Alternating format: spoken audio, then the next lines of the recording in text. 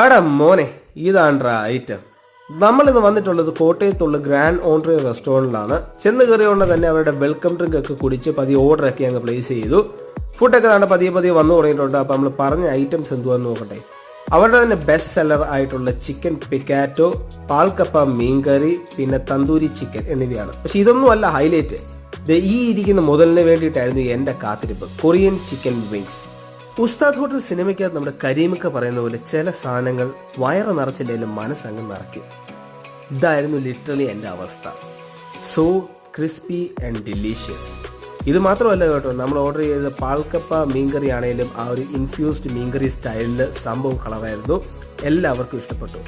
പക്ഷെ ഹേസുകുട്ടന് ഏറ്റവും ഇഷ്ടപ്പെട്ടത് ആ സ്പെഗറ്റി നൂഡിൽസ് തന്നെ. ചിക്കൻ പിക്കാറ്റോ ഒരു വെറൈറ്റി ഐറ്റം തന്നെ, പക്ഷെ ചൂടോടുകൂടി കഴിച്ചില്ലെങ്കിൽ എല്ലാവർക്കും ഇഷ്ടപ്പെട്ടെന്ന് വരത്തില്ല. അങ്ങനെ ഫുഡൊക്കെ അടിച്ച് മനസ്സൊക്കെ നിറഞ്ഞ് ഞങ്ങൾ പതിയെ ടാറ്റയായി. ബൈ.